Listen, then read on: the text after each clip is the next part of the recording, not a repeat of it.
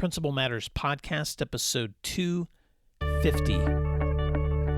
Hi, friends. This is Will Parker, host of Principal Matters, the School Leaders Podcast, where each week I bring you inspiring, innovative, and imaginative ideas for your own school leadership.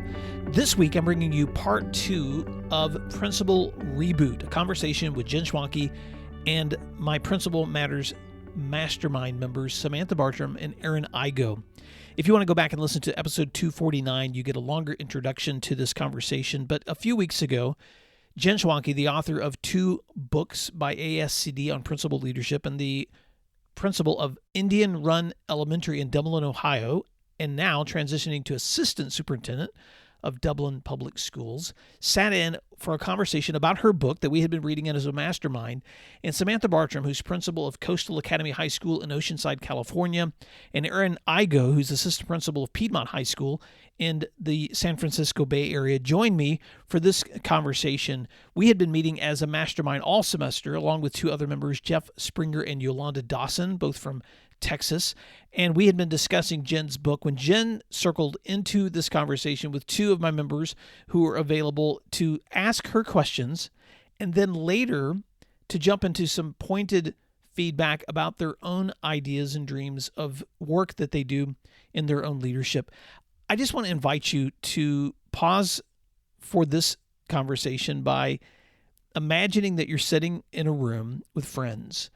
Pull up a chair and just enjoy some intimate feedback first as I jump into the middle of a conversation that Jen and Samantha and Erin are having about women in leadership, and then a conversation we have about imposter syndromes, and then later into a conversation where Jen speaks directly to Samantha and Erin's own ideas and dreams about their future and career goals, and then finally just some feedback that all of those members give as they think about the summer and wrapping up that conversation with Jen. So I hope that you can enjoy listening to this conversation because I really believe that it applies lessons to every leader, which is my favorite part of facilitating conversations like this. So thank you for the hard work that you do in school leadership. If you're listening to this at the time of its recording in the summer, I hope you're taking time this summer to rejuvenate, to recharge for the days ahead because you sure deserve it.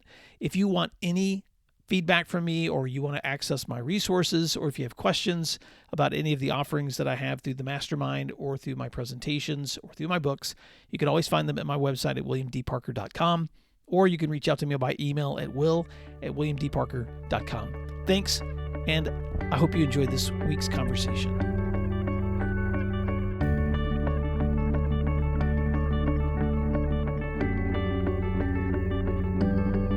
Having a very interesting experience, you guys, because I think in my career, it seems like I did not feel my whole life, nor did I feel as a teacher, that my being a female mattered. But it's like the higher I go up in administration, it's like the more it becomes a thing. And then I'm seeing for the first time, just those microaggressions that really bother me, interruptions or talking over or discarding the thinking. So it's none of this is negative. It's just my own personal lens being changed by who I am. And so I share that with you, Sam, because you've probably experienced it too. And Will, I think that you are the antithesis of someone who would keep anyone down. You've always lifted others up, but not everybody's like that.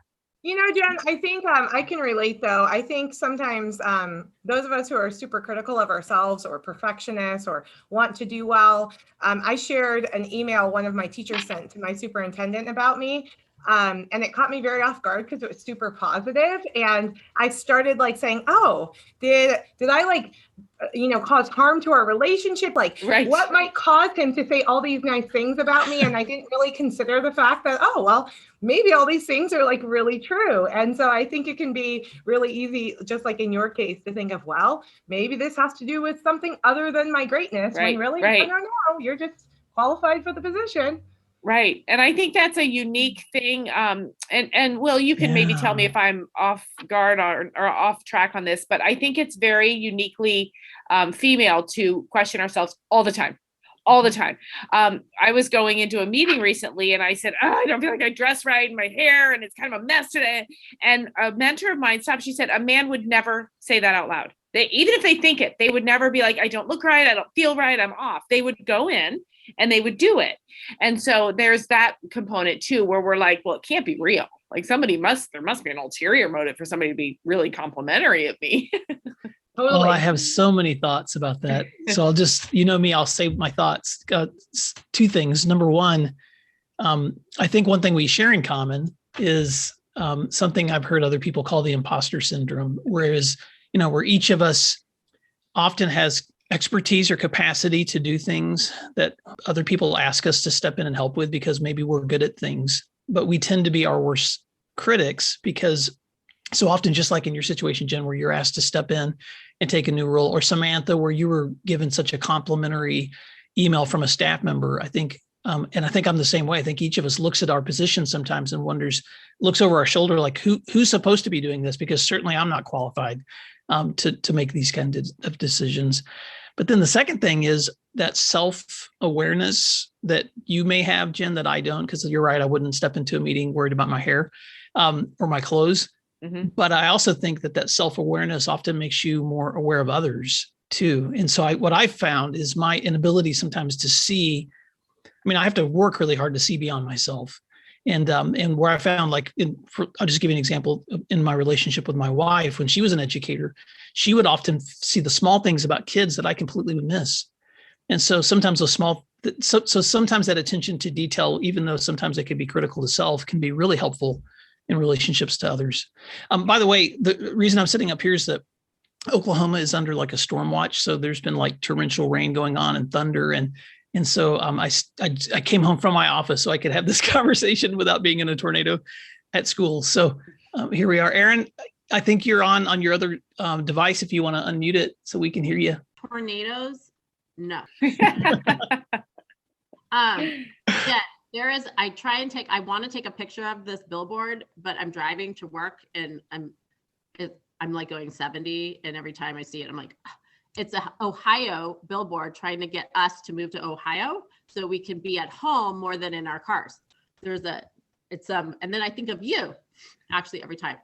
So I think, Ohio went out and did this aggressive marketing campaign to try to get professionals, educated professional people to come and, build up our economy. And I'm telling you, they're coming. Like the housing market here, is the housing market crazy everywhere? Mm-hmm. It is only going to be crazy because Californians are moving there. Correct. You guys, people change your politics too. Well, that might be a good thing. The houses, people are getting 40, 50, 60,000 above asking prices, and the houses are on the market for literally 12 hours. It's mm-hmm. crazy around here. I'm so glad I'm not looking to move. But I did hear that Ohio was going out and actively seeking people to move here. And I'll tell you, Erin, we don't have tornadoes, nor do we have earthquakes, nor do we have tsunamis or floods. It's a lovely place to live if you're looking to relocate. It is. And you guys have I've only been in Columbus when I've been up there, Jen, and just what a beautiful city. I was so impressed. But I had the same conversation with my Uber driver. Said he had put his house on the market, sold it. And this was before the pandemic. So the market was already crazy. He said he sold it and couldn't find a place to move. So he had to go into an apartment because he couldn't even find a house that he could move into after he sold his. But full disclosure, November to April is soul shrinking. It's horrible. So think that through before you come. Okay. No. Yeah. It's gray. It's gray. Like we have more cloudy days than Seattle does. Nobody knows that. It's just cloudy and gray and brown. It's just brown. We used to get a lot of lovely snow, but something in the environment changed. But to circle back, I want to say one more thing about that imposter syndrome. I wish that we could take all principals and I wish we could say, here's what you're going to do.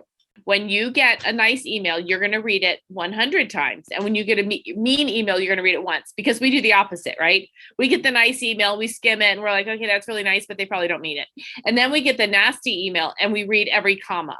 We read every period. We read and we scrutinize it. I did not do that.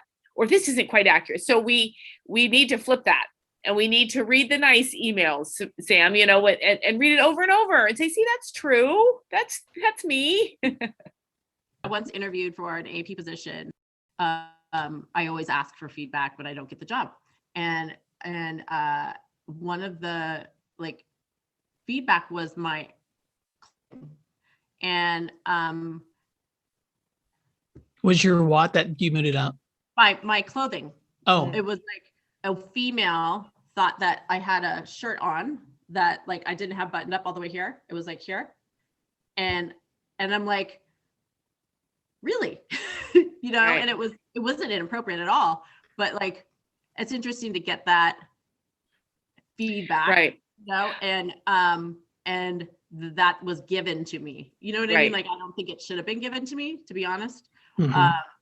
But I laughed and so did he. But Right. You were I'm given like- that feedback from a male administrator? it was the HR person and I had them. And so I just laughed. I'm like, that's interesting. Yeah. And Wow. he's like, yeah.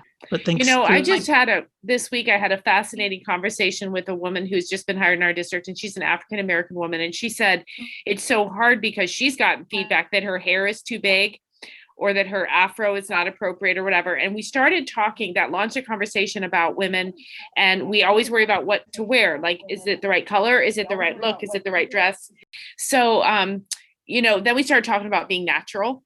And, wouldn't it be nice if we could all just be natural and go with our judgment? But, there's Facebook posts and PLCs on for principals, and the women are the ones that are like, what shoes do you wear? What color should I wear for this interview? What dress is this outfit or this outfit?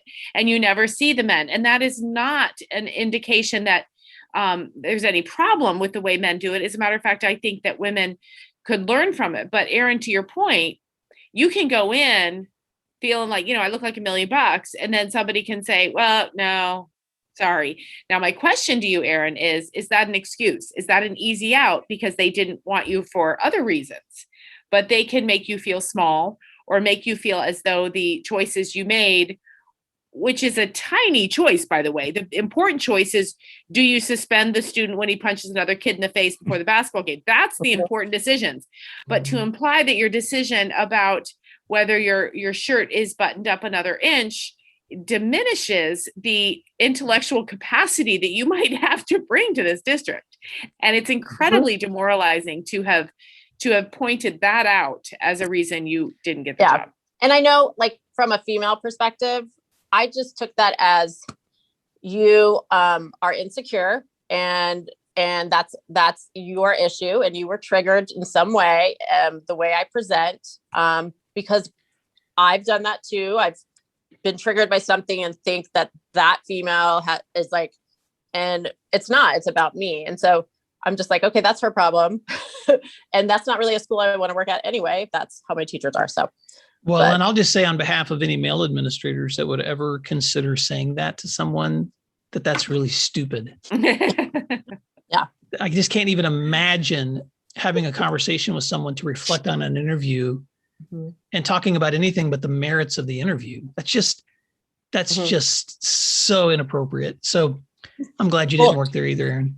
Yeah, me too. But I wanted to just transition this part of the conversation into something that we talked about in our mastermind a few weeks ago. Samantha and Erin, specifically, I want to talk about some conversations I had with you guys, and I hope you don't mind me asking Jen to step in.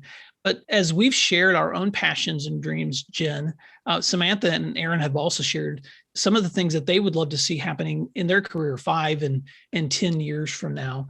And so just to give you a quick summary, Samantha, you've talked a lot about school growth, but you've talked about the possibility of someday possibly teaching ed classes, possibly looking at writing or publishing. And Erin, you've talked about those same things in your work, the desire to be able to speak through your experience through writing or publishing, or even being able to at some point transition and work to being able to work wherever you choose in the field of education. And so I know when people that are in this field, like we are in education, are grappling with the present position that I have and where I want to be 5 or 10 years from now. So often we, the tension, Jen, is like, what suggestions are best for people when they're in that crux of like trying to decide the next thing. And so Samantha or Erin, feel free to jump in and clarify this question. But the question that I really wanted to probe with you, Jen, is as you talk to other education leaders that are thinking about their own leadership, but then that next thing, what are some thoughts they should keep in mind when they're in the present, but they're also thinking about what's next? Okay, I have very strong feelings about this. Are you sure you want to go there? That's why we're going there. Well, here's the thing. I have talked to principals all over this country, and many times they say to me, how did you write a book? How did you start podcasting? How do you teach university classes? And my answer is very clear. I did not wait for it to come to me. I went out and I found it. And I think it's crucial. I think, to be a principal, it wears you down, right? And so it's not that I have a lot of extra energy so that I can do these things. It's that to me, there was a hole.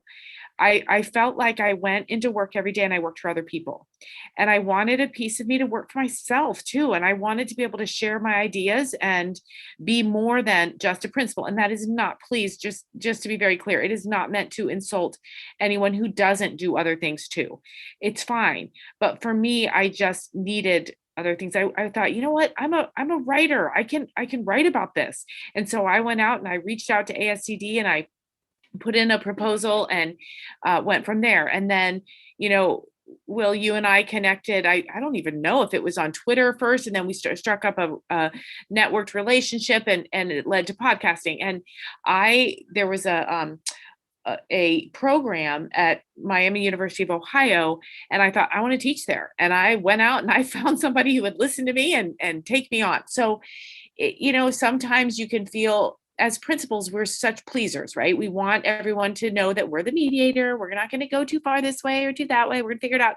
And so it's hard for us to say, you know what, I'm going to stick my neck out and I'm going to see what other holes need filled in my professional world. So I encourage people, if there's something you want to do, go find a way to do it. Don't wait for it to come to you. Everybody always assumes the principal's okay. Principals is good. Nobody's going to say, you know what, Sam might really want a different opportunity. Let's ask Erin. She might want to do it. They won't come to you. You have to go to them. Wow, Jen, there's so much there that we could unpack. And you know me, I love to analyze, but because there's so many of us in the room, I'm going to stop myself from doing that. And Jen, or Erin and Sam, I want to give you guys an opportunity to reflect and respond to Jen and ask her questions. Okay. Well, to piggyback on kind of what you shared about writing, it's one of those things where I continue to get the same feedback from people. Sometimes, like, I think it's a gift. In any circumstance, no matter how bad, I always can find the silver lining. And maybe it's just, I try to keep my glass half full.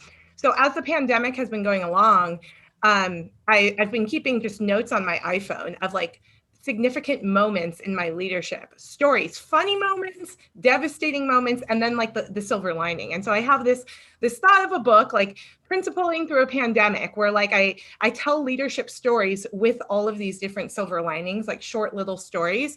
But I guess my question is, at what point, like, do you write the book and then start look into like what it takes to do that? Like you mentioned getting a proposal, like what is the timeline for all of that? Great question. So I'm going to pick apart a few things that you said. First of all, it's really complicated to write specific stories about students and parents and community, right? Because you have to be careful to honor other people's privacy. And so what I would encourage you to do about those stories is focus on the silver lining part, because I think that's a really powerful entry point into the story. And so there might be your idea, the silver lining principle, or finding the best in leadership challenges, something like that. I'm not proposing titles. I'm more proposing concept there. And so I have learned along the way that fiction and biographies, those types of things, those books need written, and then you try to sell them. In educational writing, you need the idea and you sell it, then you write. Now, that isn't necessarily true for all publishers, but it's kind of a relief, right? Because who wants to pour hours and hours and years into writing a book and then have nobody want it? So what I would encourage, first of all, is start out with some articles. Look around your state and see if your professional organization has a publication where you could submit some articles. Look for some online newsletters. Usually they'll have a place within their website that says submit a proposal or write for us or article call or call for articles or whatever. And once you write an article of 1,500 or 2,500 words, does two things. First of all, get your name out there. Second of all, it builds your confidence. And so those smaller articles or those smaller publications will help you get a name for yourself and also see how the process works. In that case, too, you may connect with an editor or with someone who knows and likes the things you have to say. So to me, don't necessarily jump into the ocean, find a pond and jump in there first and see if you like it. I have had people before who said, "Oh my God, you wrote a book. I want to write a book." And I'm like, "Okay, well, sit down and write an article to propose to send maybe to a literacy publication." And they come back to me 6 months later and they say, "I can't start. It's horrible. I hate it. I don't want to do it." Okay, well, then that's not your thing. So look at something else. So there's a lot I just said there, but I think if you have that passion and if you're like, "Dang, now that I have some things to say," then writing is certainly a way to do it. Those are such great takeaways. Erin, let me give you an opportunity to reflect and ask Jen questions too. For me, it's like all about perspective, and I don't think I'm unique, but I'm a mother of this generation, of this, Generation Z. I have been an educator. This is my 21st year. I feel like I've been in high school my whole life, and I really do remember being a teenage girl. I don't know how, but I do. And that's how I operate in the school. And where I find incredible energy and I'm full is at when I'm helping a student or a parent, coaching, mentoring, helping them make those connections so they can be better next time. That's all that we can do. Or a teacher, mentoring a teacher, or planning things to make things better, that kind of thing. For me, the writing piece, I'd love to write, giving my voice. And something Will said once on one of his podcasts was, if you have knowledge, it's your moral obligation to share it. And I have a lot. And I just don't know how to share that, because mine is getting that idea and just focusing on one thing, because there's so much. I guess I'm just not sort of sure where to start, but my kind of thinking is more, I love taking photos and I love hearing people's stories, and I'm living them here. And I'd love the world to know what really is going on in schools from all the perspectives and using photos and words. But I also would love to, I've always just wanted to help people and make an impact and be at the table. And I feel like I am here. And I also feel like I can't do that as much as I want to. So in the future, where can I go with that? I don't know. Right now I'm learning, I'm always learning and trying to make things happen here first. And I think that's part of my problem is then I just keep going. So Erin, I'm gonna take a real risk here and tell you what I think I heard you just say. I think I heard you just say you are an artist in a profession that doesn't promote or value artistry as a leadership tactic. We are in a profession where, look up the policy, look up the procedure. What does it say? Well, okay, well, he's been suspended once for 3 days, so next time it's 5. Artists don't think that way. We think, well, wait, what's the story? And what's the workaround? And how can we take this mess and make it beautiful? That's how artists think. And so, again, I don't want to put words in your mouth, but I hear you saying, I want to take this mess inside my head and inside my professional experiences, and I want to make it beautiful. And to me, it kind of gave me shivers when you were talking, because I'm like, it just started dreaming for you. And I dreamed of a digital platform in which images of not students' faces, of course, but of the things they do, of their hands, of their books, of the way they move through the halls, alongside things they say. Beautiful words that come out of their mouths, their perspective, when they go in the cafeteria and there's chicken nuggets for the 450th time in a row. What do they say? How do they feel? And where's the art in that? So I think there's something there, Erin, and principals and assistant principals, especially, God love you. It's exhausts you. You go home and there's no room left for art or creativity in your mind.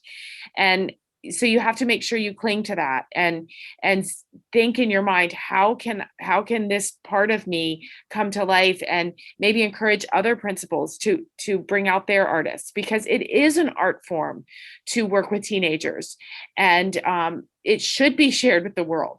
And just because a lot of school leaders are still operating under standards and expectations that were established in the 50s and 60s and 70s doesn't mean that you need to. And it takes courage and bravery, but there's something there. I can feel it even through Zoom and across the coast. So I don't have your idea for you, but I'm telling you, you can be an artist in this profession, and you'll have to see where that takes you. I've never heard it that way. That really helps. You got it.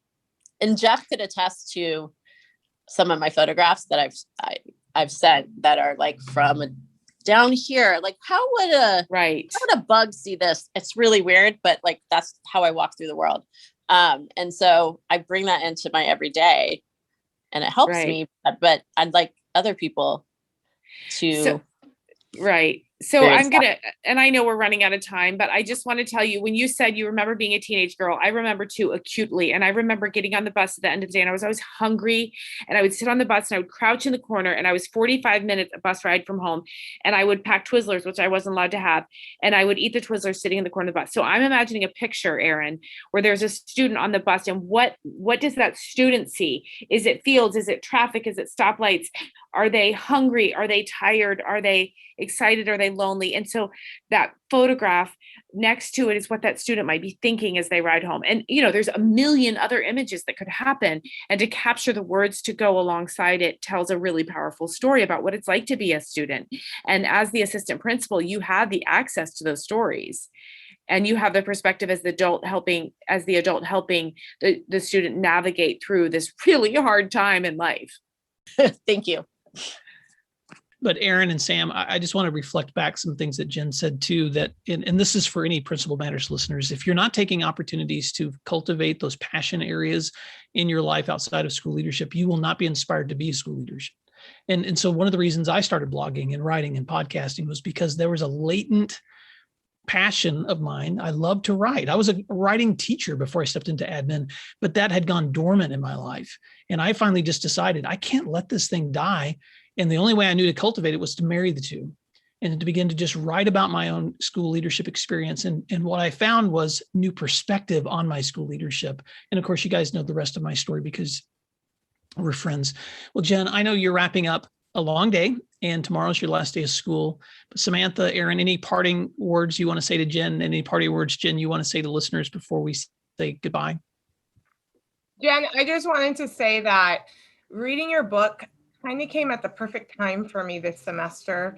On one hand, it was incredibly relevant and applicable to COVID crazy. That's what I call it. But on the other, more important hand, it reminded me of who I was as a principal pre-COVID. And I started reading it. I'm like, oh yeah, leadership and PLC work and collaboration. And it started sparking interest on goals I have for next year. And I started, on one hand, the perfectionist was like, oh, I want to do all of this right now. But then I was like, oh, slow down, Samantha, you're in the middle of a pandemic. Let's put a note there and make a note for August. So I just wanted to say it was a breath of fresh air when I needed it most. Oh, thank you. That means so much. That March 17th drop date wasn't so bad. Thank you.